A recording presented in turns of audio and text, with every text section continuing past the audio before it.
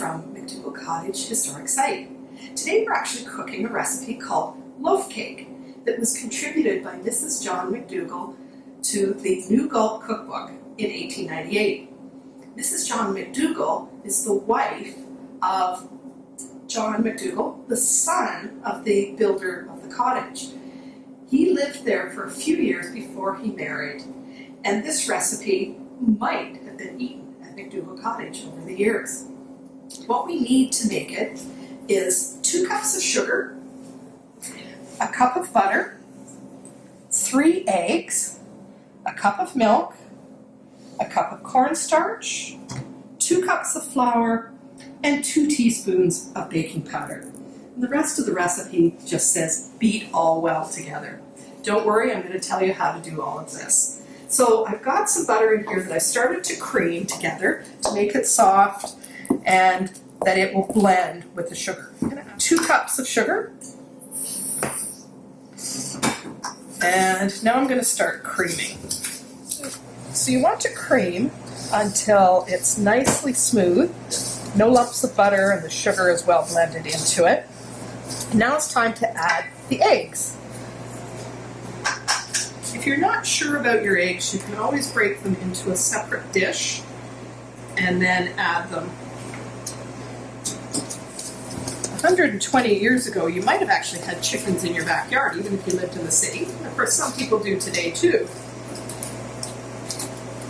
But you'd also be getting them at the market. The Gulp Market was around, and so was the Berlin Market.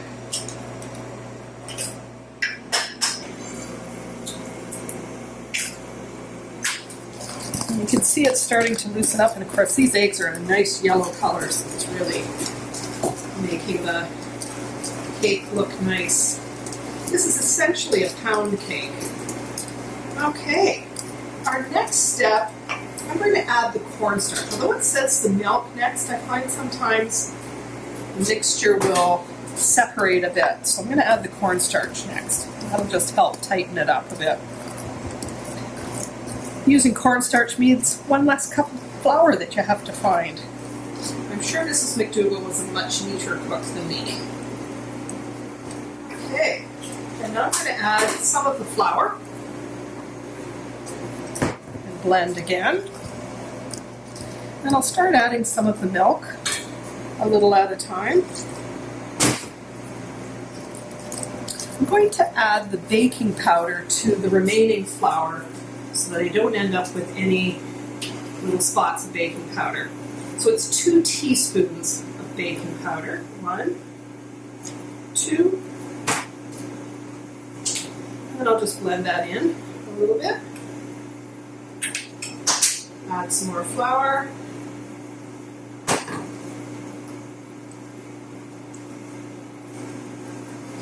You want to have your oven preheated to 350 and also pre-grease your loaf tins, or you can do this in a cake pan, but it is called loaf cake, so that's what I'm going to do.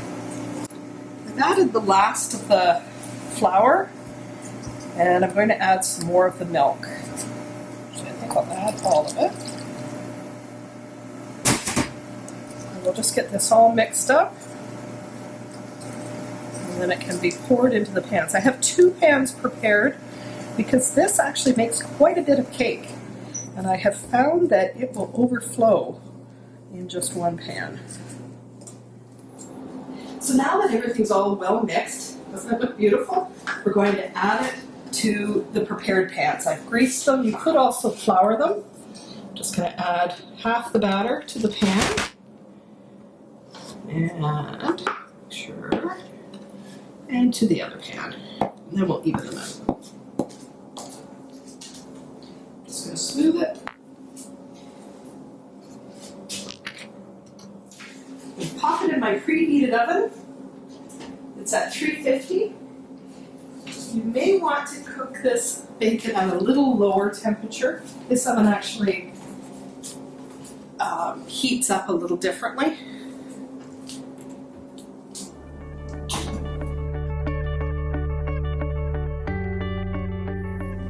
So I've taken one out of the oven. Now I'm going to take the last loaf out. It should look nice and crispy on top and solid in the center.